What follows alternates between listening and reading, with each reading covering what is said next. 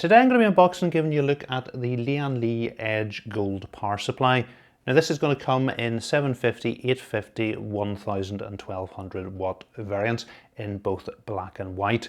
It supports the latest ATX 3.1 standard, has a gold efficiency rating and comes with a 10-year warranty. But that's not its main selling point. It now has a detachable USB and PWM hub. So let's go ahead and get it unboxed and take a closer look at it.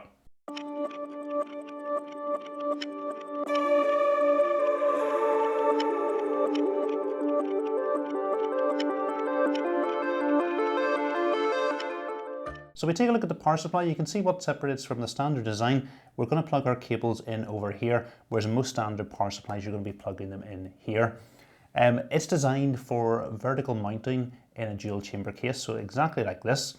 And because you're going to be plugging the cables in here, you're going to be able to look straight in, see all the ports and plug the cables in with ease. Whereas if they were here, quite often you're having to look around the side, and once you've got a couple of cables blocking your access to them, you can't really see what's plugged into where. So our power supply fan has a removable dust filter. We just need to pull this little tab here, and then the magnetically attached dust filter can be removed.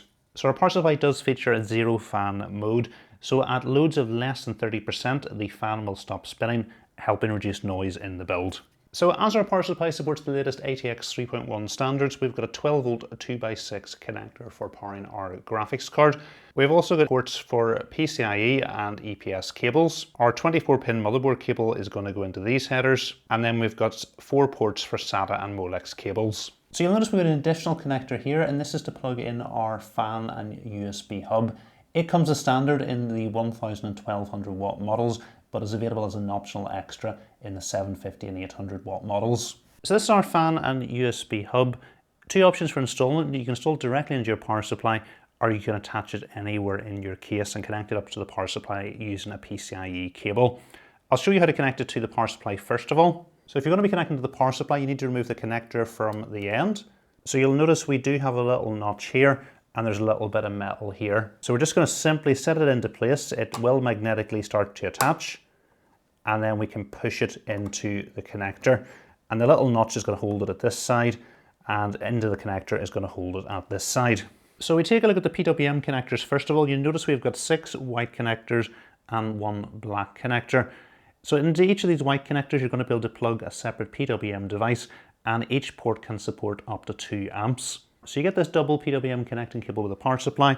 You're going to plug one end into the black port, and then the other end into a PWM header on your motherboard, and that's then going to synchronize the speed up with these ports. So we've got our USB 2.0 ports down below. There's 4 white ones that you can plug devices into with a total output of 2.5 amps. The black one is for connecting up to your motherboard. So all we're going to need to do is take the USB 2.0 cable, plug it into the black port, and then we can plug the other end into a USB 2.0 header on our motherboard. So that's option 1 for connecting up to an internal header on the motherboard. We do have another USB cable that comes with a power supply, so we'll plug it in. On the other end of this, we've got a standard USB Type A connector, so you're able to plug this into a port on the back of your motherboard. So something else that Lian included with the power supply is a PCIe bracket with a little notch in it, and I imagine it is to allow you to route this cable out through the connector and plug it into the back of your motherboard. Okay, so that's mounting option 1, having this connected and powered directly from your power supply with this little connector. So we'll go ahead and remove it. And if we take a look in at the end of our hub, you'll notice we've got a standard 8-pin PCIe connector. So all we need to do is plug an 8-pin PCIe cable into the adapter, and we'll plug the other end of the cable into a PCIe port on our power supply. What's really important, if you're going to be powering this hub using the PCIe cable, you must not plug this into your power supply, and you need to put the plastic cover back on. So we're then going to be able to move this hub to a more convenient place in our case for plugging everything into it.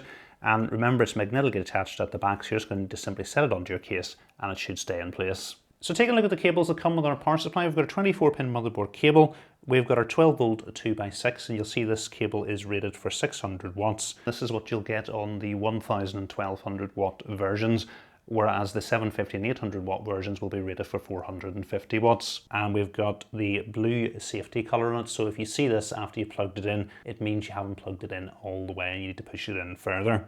We've got two EPS power connectors. One's got an 8-pin connector and the other's got a 4+4-pin connector. We've got 4 PCIe cables. 3 of them have got a single 6+2-pin connector on them, and the other one has a double 6+2-pin connector. We've got 3 different SATA cables, each with 4 SATA connectors on them, and the spacing between the connectors is different on each of the cables, so depending on how you're going to lay out your drives in the case, you should get the cables organized quite neatly. And we've got a single Molex cable with 4 Molex connectors.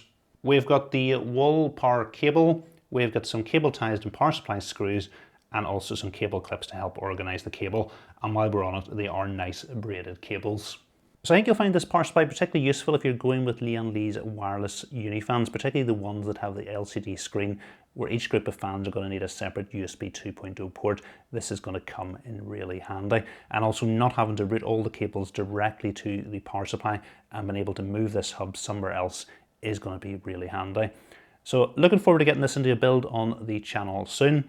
If you have enjoyed this video, please remember to give it a thumbs up. And if you're not currently subscribed to the channel, please hit the subscribe button as well. Thanks for watching.